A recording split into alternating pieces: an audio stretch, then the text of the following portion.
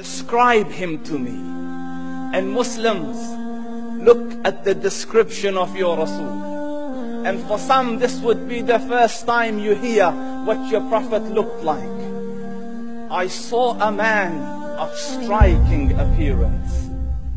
ظاهر الوضاء أبلج الوجه, radiant face, حسن الخلق, beautifully created. لم تعبه الثجلة, his belly wasn't protruding. ولم تزر به السعلة, nor was his head disproportionate and small. وسيم قسيم, proportionate and delicate, finely made, a specimen of a creation. في عينيه دعج, in his eyes there was a contrast. The dark was immensely dark, the white was excessively white. وفي أشفاره وطف, and his eyelashes were long. وفي صوته صهل, and in his voice was a natural echo. وفي عنقه سطع, and his neck was elegantly long. وفي لحيته كثاثة, his beard was full and thick. أزج أقرن, his eyebrows were arched, but they were not joint, it was separated. In صمت فعليه الوقار, when he was silent, dignity covered him. وإن تكلم سماه وعلاه البهاء, and when he spoke it was audible and clear, almost commanding and overtaking. أجمل الناس وأبهاهم من بعيد, from afar the most striking and outstanding in appearance. وأحسنهم وأجملهم من قريب, and when he came near, the best of them and the most handsome of them in closeness. حلو المنطق, such an exalted and sweet level of logic.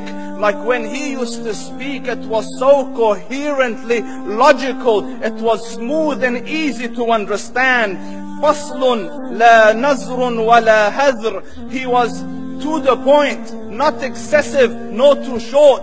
كأن منطقه خرزات نظم يتحدرن, his logic, his utterances, his words were like jewels coming out of a necklace, calculated, polished, one after the other, it would flow magically. ربعة, he was medium in height.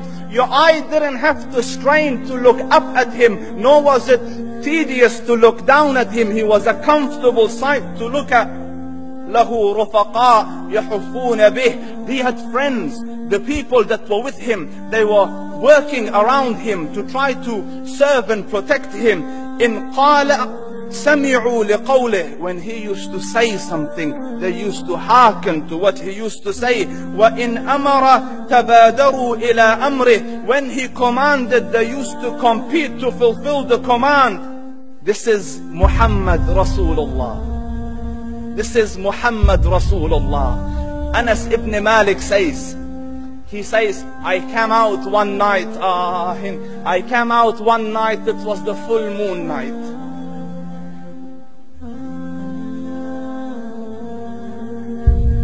And I looked at the moon, and in the desert, understand, the moon is an awesome sight.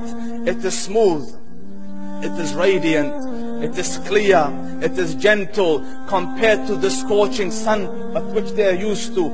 So the moon was the epitome of beauty. So he says, I came out at a full moon night and I looked at the moon and I saw it, beautiful, handsome. So I said, let me go see if the moon is more handsome or my Prophet is more handsome. Let me see if that is more beautiful or the Prophet is more beautiful. So I went and I saw him standing afar. So I looked at his face and I looked at the moon and I looked at his face and I looked at the moon and I looked at his face and I looked at the moon, and he said, Wallahi, he was more handsome than the moon in its entirety. That is just the look of your Rasul. Aisha radiyallahu anha says, I was sewing with the needle. My needle dropped in the dark. I couldn't find it. I said, Ya Rasul, I can't find it. He moved his face close, and I swear, out of the radiance of his face, I found my needle. And the Prophet sallallahu alaihi wasallam was mind-bogglingly handsome, but his handsomeness was covered with waqar and jalal and hayba. The Sahaba say, when we used to sit at his feet, two feelings conflicting would come on the heart. The first one, you wanted to look at him. You wanted to behold the majesty of his face. And when you wanted to look up, shyness used to overtake you, so you used to look down.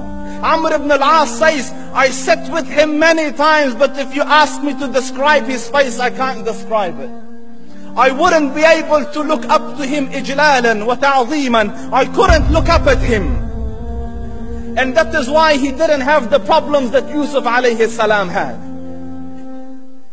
Because it was difficult to penetrate the awe and the splendor of the Rasul.